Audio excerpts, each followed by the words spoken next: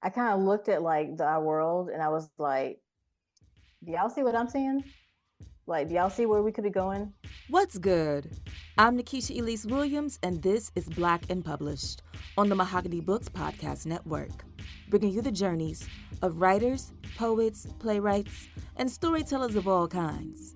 Today's guest is Esme Addison, author of the historical mystery novel An Intrigue of Witches. It's a book that takes the reader on a treasure hunt with the main character to discover the hidden history of unruly women. I'm kind of playing with the concept that women historically are called witches because they're different. They speak out loud. They have some sort of abilities, whatever. And so it's more about that. Esme said she knew she'd be a writer ever since her father issued a prophecy over her life. But her path to publication is one that spans decades. The difficulty she faced in securing an agent and publisher willing to take a chance on her books that don't fit snugly into one genre. Plus, the reason she believes in the deep state. And, as a self-proclaimed conspiracy theorist, why she says everybody, but especially Black people, should be a little more skeptical when it comes to technology and our favorite apps. Esme takes us down her rabbit hole next when Black and Published continues.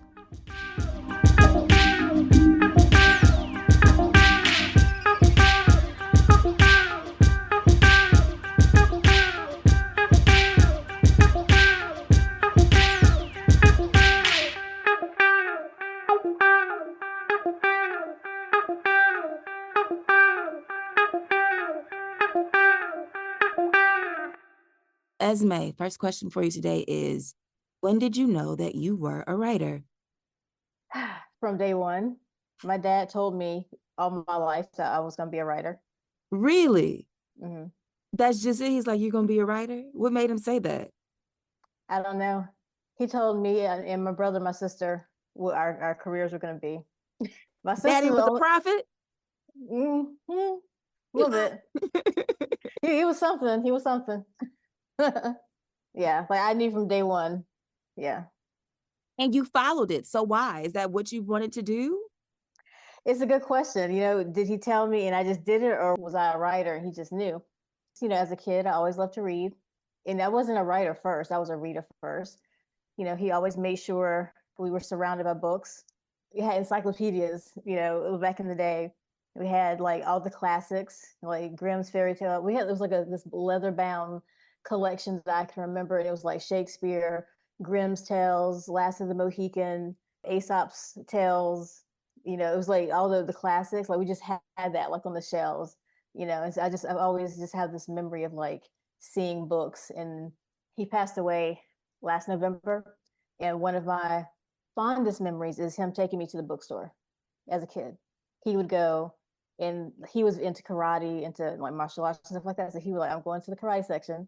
I'm like, okay. And I would go into the kids section and find a book or something. And like we would do that like weekly.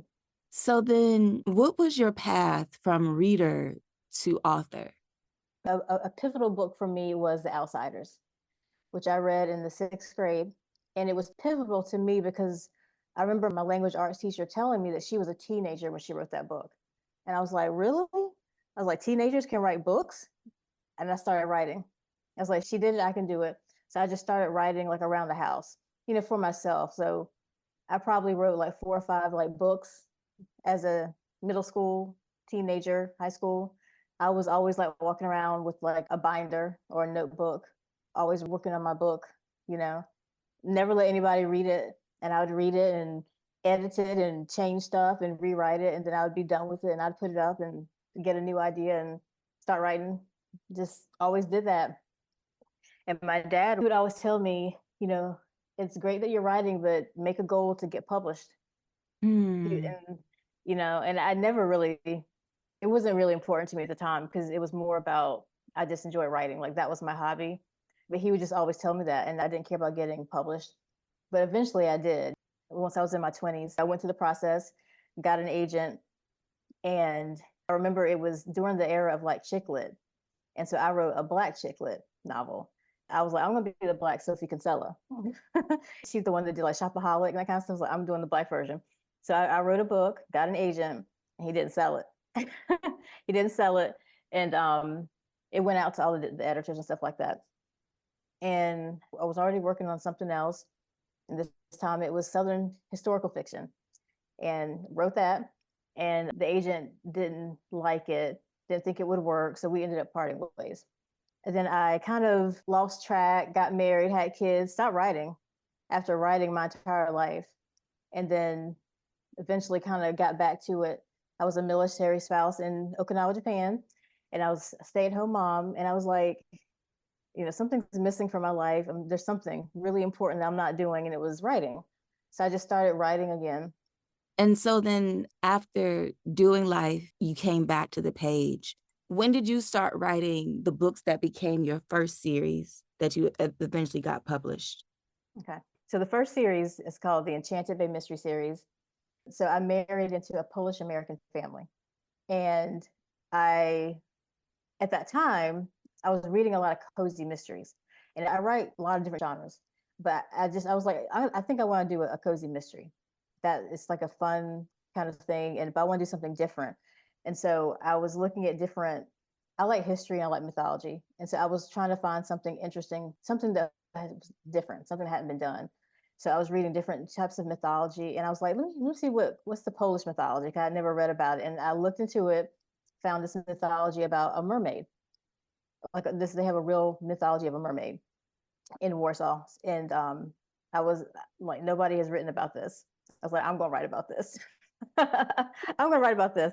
And so I just kind of researched it and then created a story about this family. What would that family look like if they were descendant from this woman?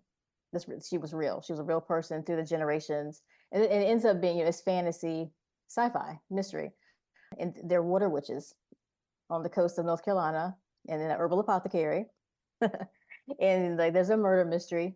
I have a good like mother-in-law, father-in-law, and they had a very like warm culture, very hospitable. Always treated me really well, and when I was pregnant, I had lots of good Polish food. So I was like, I'm going to put all this into a book and sell it. And that's how that first series happened. Did you ask them about the mythology of the mermaid? No, I wrote it, and then I was like, have y'all heard about this myth? And they were like, my mother-in-law had. Nobody else had. She was like, yeah, she knew. But I've No, talked to a lot of people from Poland, and they're like, I never heard of it. But then some have. because I was wondering, I wondered if they had heard of it, and then they were like, "What are you writing about? Why do you want to know?" Like, I just could imagine that conversation, but then it Yeah. didn't really happen. My husband at the time was like, what are you writing about my family? What are you doing? I was like, mind your business. I'm writing this book. And I was playing. He was kind of like, okay, as long as you make some money, that was his thing. But no, my mother-in-law, like she told her sisters and her cousins, and they were very happy. They're like, thank you for writing about our culture. Polish culture, Yes. underwater mermaid witches on the shores of North Carolina. My God. I made it work. I think I made it work. You did, because now you're here with a whole new series, the first in this Secret Society mystery series, An Intrigue of Witches. So the mythology is Egyptian mythology, yes? It's Egyptian and Scottish. This is a book this for my dad, but I'll explain that. But it's Egyptian mythology about how Scotland was founded by an Egyptian princess. That's their true myth. And so it starts in Egypt. Egyptian and Scottish mythology. Yeah. History of the American Revolution and the early formation of the United States brought present day with talk about AI and everybody linking up into one digital system and virtual reality. It was quite scary reading your book, honestly. When you set out to write An Intrigue of Witches, was your intent to use history and mythology to be a reflection of the life we're living now, or did that just happen? No, that was purposeful. I kind of looked at like our world, and I was like, do y'all see what I'm seeing? Like, do y'all see where we could be going? And as a writer, that inspired me to like, I want to write a story that kind of informs and educates people, entertains, but also makes you think about what's going on. Ma'am, I was not entertained. I was afeared. Okay. I kept reading. Sorry. It was good. It's a really good book. It's a really good book. I will repeat, it is a really good book. But Thank you. I personally closed it and I had a little warm and fuzzy at the very end, but Yeah. mostly I was afeared.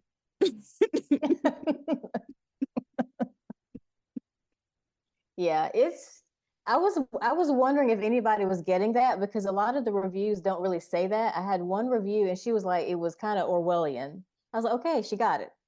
But most of the reviews are just like good read, it was fun, great, cozy, but it's actually not. So I'm glad that you got it.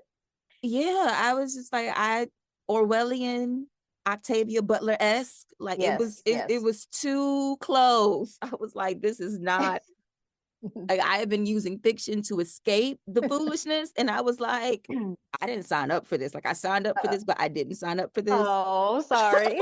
It's okay. But the fact that you put it on paper, I think just made where we could be going or just have an inkling of how bad things could get. And I think we might even be worse than where you finish in the book. Just really very scary, but also necessary when we're at such a time where people are vehemently rejecting the reality that they see or are cheering it on as if it is not detrimental to people's lives. And so I think that it's a very necessary piece of work, even if it is shrouded in mythology and fantasy and mystery. We live in scary times right now. And there's a lot going on. And just like with like the AI, robots, like everyone's like on on Instagram like looking at videos and like laughing and he. I'm like, y'all don't want that robot in your house. Like you don't want that robot to reach sentience and take over. Like it's not really funny. You know what I'm saying? Like it's not really funny where we're going. So I feel very fortunate. And so, I have a brother and a sister. We grew up again, going back to my father, like my dad has been a conspiracy theorist from day one. From day one. So I grew up skeptical of everything, reading between the lines, learning truths and all kinds of stuff. Like everything, we have so many mysteries in our society, in our world right now. So as a writer, I'm like, I'm going to take that mystery and have my historian solve that mystery.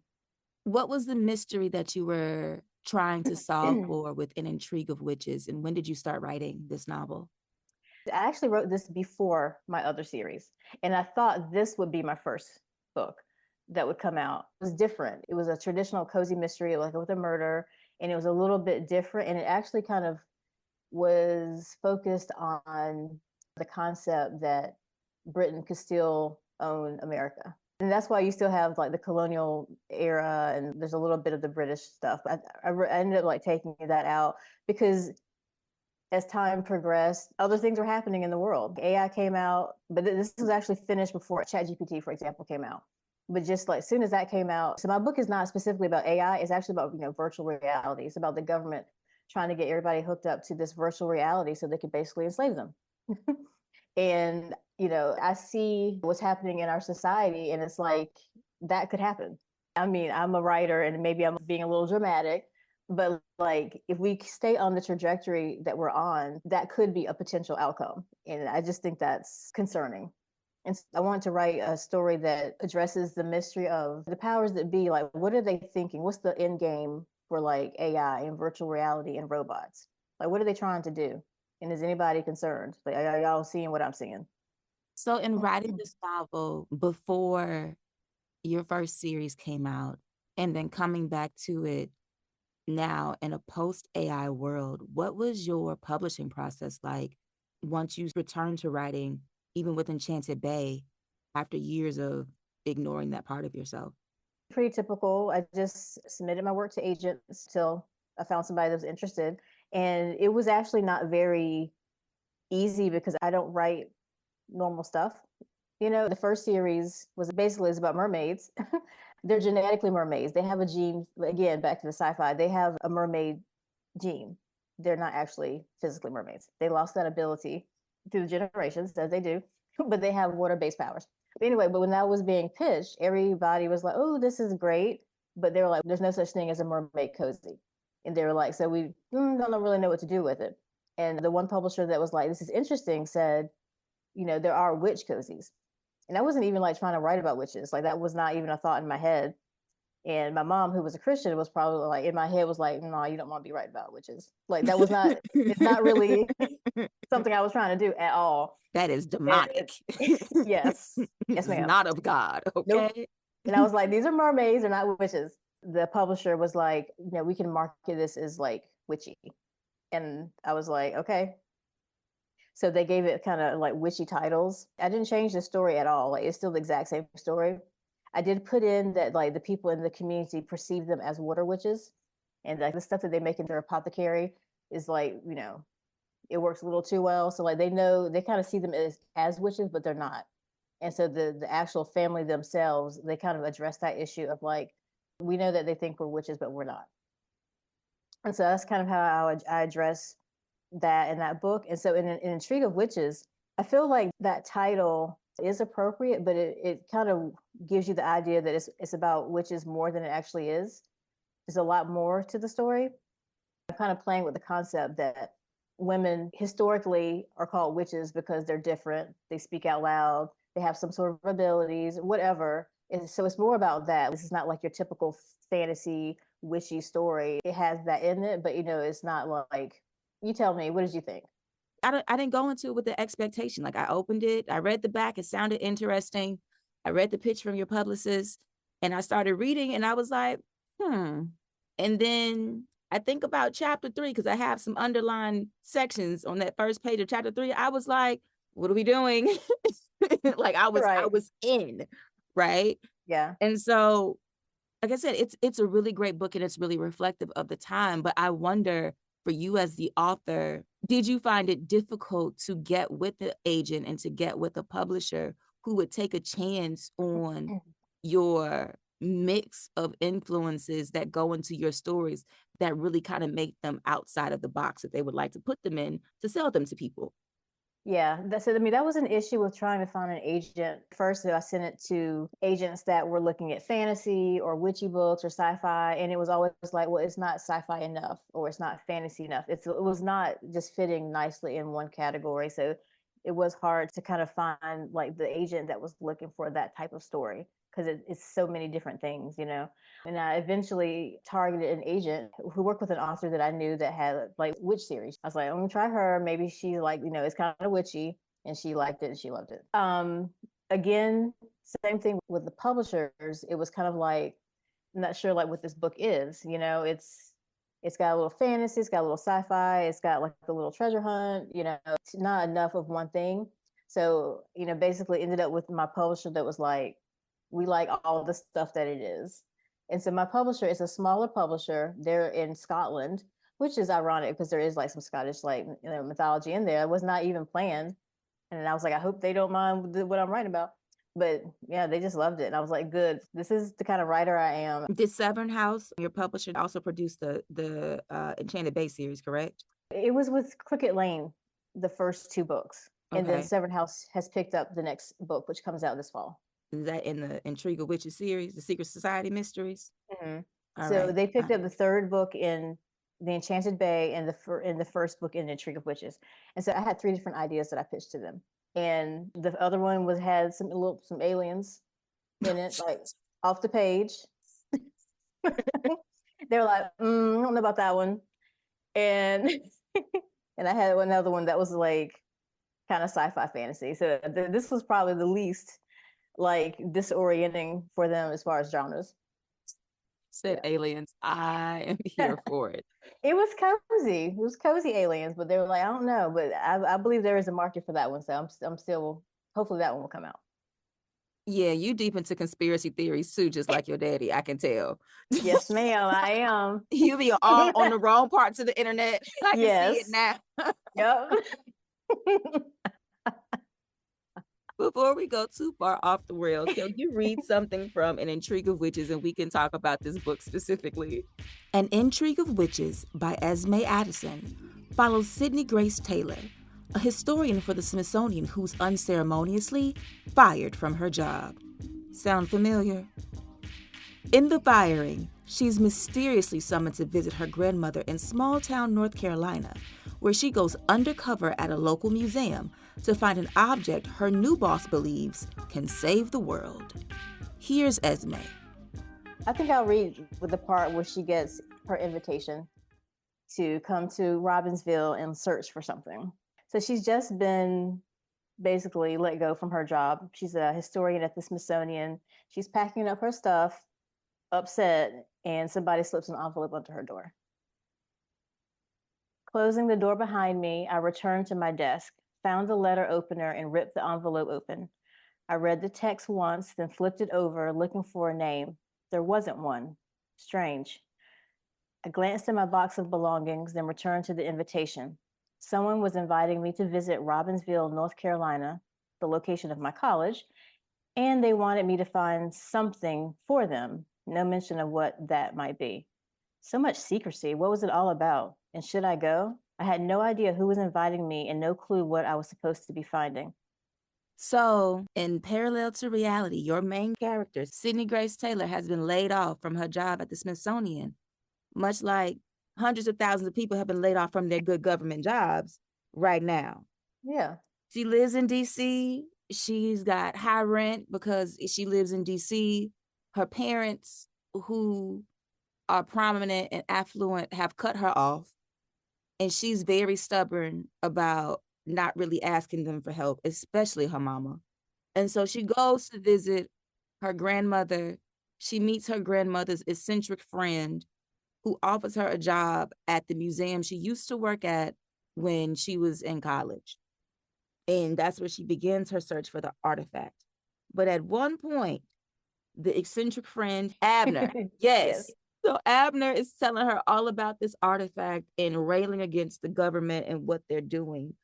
And the line on chapter 3 that sat me right up is when he says, "You can't be on board with what the current administration is trying to do," Abner said. "The president is trying to usher in a new era, one of AI, digital currency, and virtual reality." He laughed. "And it's not even the president. You know that, right? He's a puppet. It's the people behind him pulling the strings. They're the problem." Madame. Wow. Wow. Because that's how I felt. I was like, she talking about Trump and Elon, right? I was not when I wrote it, but wow. You haven't gone back to reread this in a while, I see. I have not. I can tell because it's not hitting you the way it hit me when I finished it last week. Wow. Yeah. Cheapers. So you can see why I am afeared. Yeah. That's crazy because, like I said, it's been a couple of years since I wrote this. Anyway. Like, you could have wrote this yesterday and I wouldn't have known because it was so poignant and prescient of you to write that. And I think you probably just thought you were being, out there, not realizing that we have a whole shadow government operating with reckless abandon at the pleasure of the president. Well, I mean, I do know that there's a deep state. There's always a deep state. I'm sorry. There's always a deep state. It's fine. We've established that you are into the conspiracy theories. Yes. We're good. Yes. There's always a deep state. But deep state is deep stating right now. And putting together this mystery that spans hundreds of years and at the end is really focused on and centered around the power or perceived powers of Black women and their place in American history, which we don't always get our due, but then also in the future of the country. What were you trying to say? So one of the things I wanted to say is that, one, we don't always get our real history. There's a lot of history, Black history in particular, that's out there that's not taught in the history books. And I feel very fortunate that I had family that I feel taught me like what I think is our real history. So that's why there's like the characters are always finding out like secret history and like, what, that happened? I didn't, that kind of stuff, because I feel like that's actually our reality. Like, we have a lot of things in our own past that we don't know about. It's Black History Month. We're still finding out about, Black men and women that did this, invented this, had this patent, or went through this experience, or did this. Like that's like our constantly, and I have that kind of happening in the book where the characters are finding out like things that are happening in their past that they didn't know about as well. And I just think that as Black people, that we just need to be, one, not take everything at face value, be very skeptical, curious, read between the lines, do your research, don't trust everything that you're told. Just have that kind of mindset. And so I have that into the story. Like with my main character, her whole reality was like, my life is one thing. Now she's discovering the mythology and magic, but she's discovering different things about her past. But like, it's the same for us as well. Your main character is very resistant to like learning about the history and the clues that she's following. Like she's interested and she's intrigued and she's doing the work, but then Yeah. like she's not allowing herself to suspend the belief that what she's been taught or the way she's been living is really the way that her life is supposed to unfold, rather. Yeah. Like, why have her so skeptical?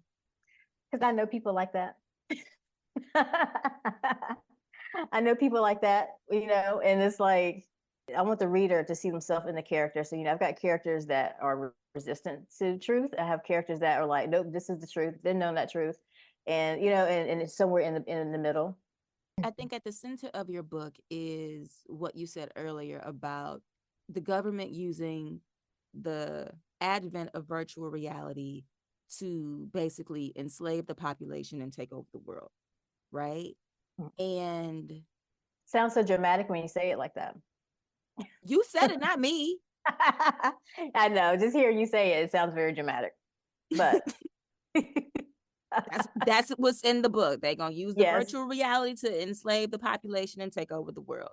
Yes. But there's a scene where your main character, Sydney, is going to meet one of the villains in her office. And you note how her real office in real life is very sparse, but then they put on these virtual reality machines and devices. And then her virtual office, where she conducts meetings across space and time and in different time zones, is well furnished. And it reminded me of, I don't know if you watch the news, but it reminded me of when Mark Zuckerberg debuted the metaverse on CBS Mornings with Gayle King.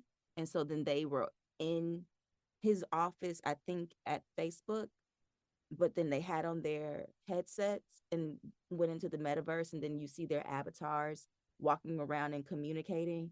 And so in this post-pandemic age where we have all of these accommodations to make communicating across space and time easier and seamless, and the advent of AI that can think on its own and write and read on its own, what do you make of how easily people are accepting of these new technologies without weighing their harms?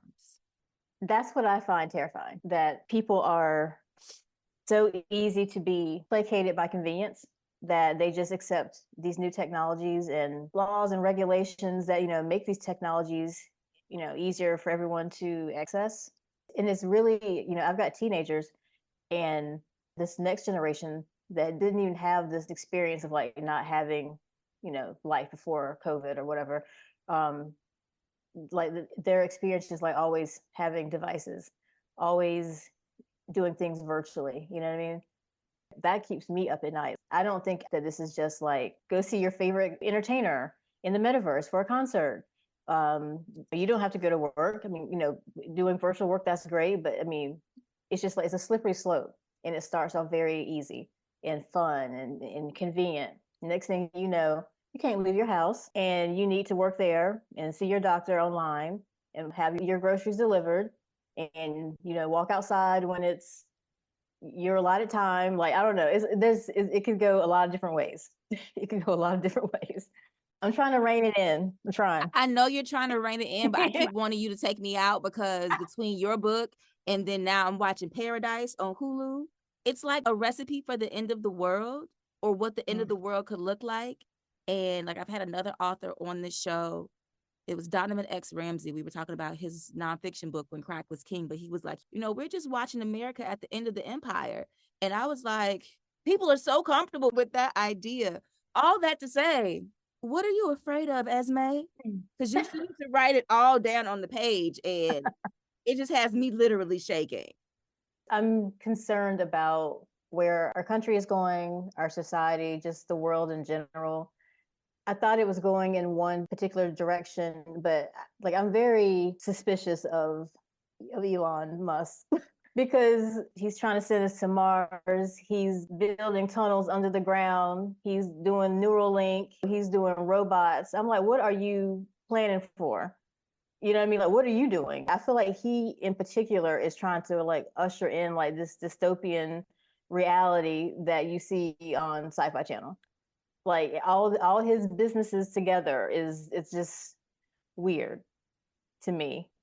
But we live at a time where we have all these technological advances and they should be able to make the world better, make our life better. Like we should be heading towards a utopia, not a dystopia.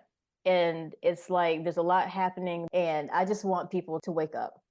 I want Black people to wake up particularly and look around and see what's happening. Aside from that, what do you want your readers to take away from it? Or, I've let you take me down all your semi-conspiracy rabbit holes, because I realize that they're not always wrong, right? There may always be a kernel of truth in whatever the wildest conspiracy theory is, right? And so as I think about your novel and how it ended with these women finding the artifact that they were looking for, coming together, learning about this history that has been preserved through DNA for generations, and then what they're going to have to do to make sure that the opponent that they were facing doesn't come back, is part of like what you just said about, stay woke, which doesn't even mean what people want it to mean anymore. Right. But it just makes me wonder, like, what do you want people to take from this? Because like I said, I came away from it like kind of cozy resolved, but also very afraid. Yeah, I don't want you to be afraid. I want people to be aware of what's going on in the world. I want them to start reading and doing their own research. Think about their role, like what they need to do for their families and for their communities. And also to think about like the history of people of color always being bamboozled in different ways, and to wake up and be really like smart and educate yourself, and don't just look at like mainstream media and think that they have your best interest, that they're telling you the truth. Just research, and don't like look at like technology and just say, oh, this is like a new fun thing. Think about, where does this technology go in 10 years? Like, what is the end game for this? What are you working on next? So I'm actually in the middle of the second book of the series, and that's going to reveal another truth about Black history, which if you go on YouTube, you can find it, but a lot of people don't know it. Um, but it is true that is going to be revealed. The third book in my Enchanted by Mystery series comes out this fall. That's cozy fall themed mystery. But yeah, and then I have another sci-fi idea that I'm working on. This one with the aliens? I still have that one. No, this one is actually based on Etruscan mythology. And Etruscans were brown people, for anybody that doesn't know that. So this is about brown people. All right. Well, we'll be on the lookout for whatever you got next to foretell of our future. Before I let you go for the afternoon, I want to do a little speed round in the game.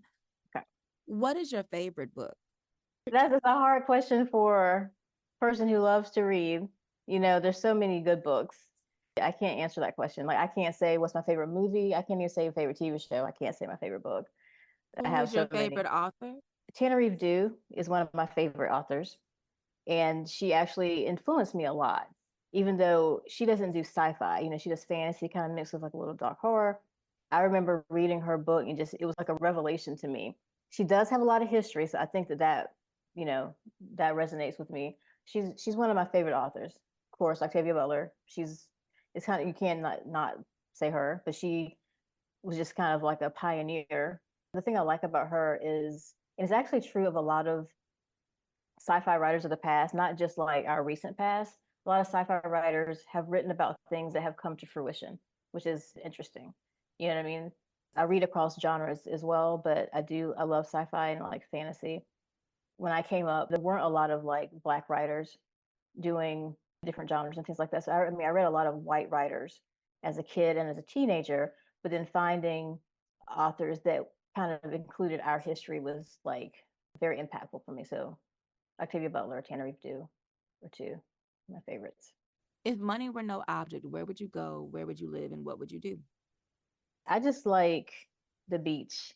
Give me some sand and sun, some like, you know, little guitar music and drink, a little fruity drink. Like I would be really happy just like on a beautiful beach. Anywhere, any beach. It could be North Carolina beach, it could be Italian coast, it could be anywhere. French beach. I'll say just the beach. I like the beach. Amalfi Coast, French Riviera, All of them. North Any of them. Carolina. Yes. I like the mountains too, though. Name 3 things on your bucket list.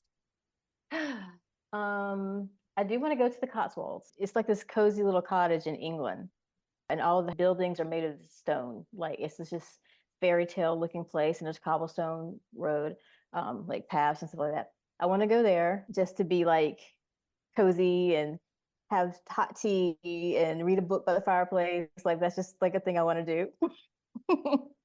I love to have one of my books made into a movie. That would be our TV show. If I could get my mom on a plane to go travel with me, because she's always telling me she wants to go with me, but then she never can go or has a reason. But I don't know. Yeah. I just returned from Ireland last week and she wanted to go but didn't work out. And, so I would like for her to come with me on a trip. What brings you joy? When all my children are acting good. Behaving. Rare. That brings me joy because then I'm calm and peaceful. Everything's good. That was the next question. What brings you peace? Yeah. When the house is quiet and everybody's happy and content and doing something not on the screen, doing something, a good book, quiet spot under a cozy blanket with some coffee or something, that's calming for me. I'm all about the cozy. My final question for you today. When you are dead and gone and among the ancestors. Oh, Lord. Oh, God. What would you like someone to write about the legacy of words and work that you left behind? She used her imagination to inspire people to live better lives. Big thank you to Esme Addison for being here today on Black and Published. You can follow Esme on Instagram at Esme Addison, and Esme is spelled E-S-M-E. And make sure you check out her novel, An Intrigue of Witches. It's out now from Severn House. You can get a copy of the book from Mahogany Books and get 10% off your first purchase using code BLACKPUB at checkout. That's BLKPUB. That's our show for the week. If you like this episode and want more Black and Published, head to our Instagram page. It's at Black and Published, and that's BLK and Published. There, I've posted a bonus clip from my interview with Esme about how she knew her work that got an agent in her 20s wasn't really ready. Make sure you check it out and let me know what you think in the comments. I'll holler at y'all next week when our guest will be Maya Ariel, author of the novel No Ordinary Love. Being in a relationship that is toxic, discovering that the person that you fell for is not the person that you thought they were, discovering that you maybe don't even understand who you are and what your wants and what your needs are until you're subjected to something that is unequivocally not right for you.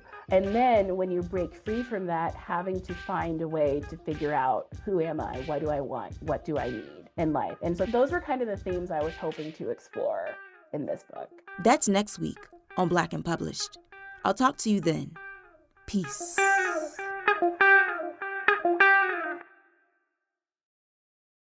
What's going on, family? This is Derek Young and Ramunda Young, owners of both Mahogany Books and the Mahogany Books Podcast Network. We really want to thank each and every one of you for listening to this episode. And if you enjoyed what you just heard, drop us a review and rate us on whatever platform you download podcasts on. We truly appreciate each and every one of you for supporting us and making us your go-to for Black books. And we look forward to connecting with you all sometime in the future. Thank you again, fam. And always remember, Black books matter.